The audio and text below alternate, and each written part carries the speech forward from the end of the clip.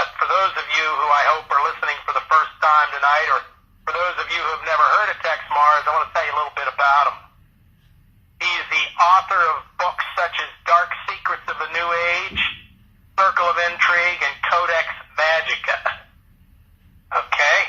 He is formerly an assistant professor of aerospace studies, teaching American defense policy, strategic weapons systems, and related subjects at the University of Texas at Austin for 5 years. And as I say, folks, that's pretty impressive any way you cut it. He also taught international affairs, political science, and psychology at other universities. He's a career U.S. Air Force officer, now retired, holds a number of military decorations.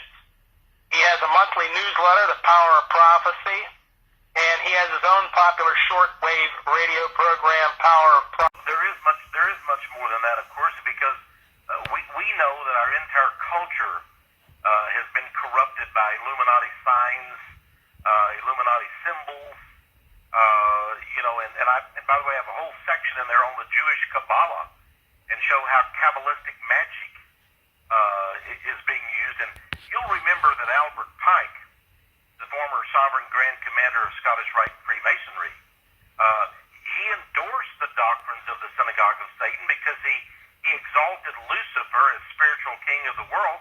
But more than that, he admitted that at its base, all of Freemasonry, and of course we have several million members even here in the United States, that Freemasonry is based on the Jewish religion, which is the mystical Kabbalah.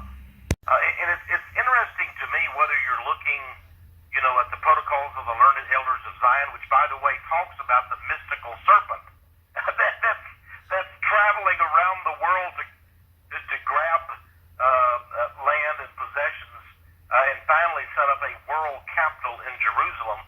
So we see this serpent, and it all comes back to the Jewish Kabbalah.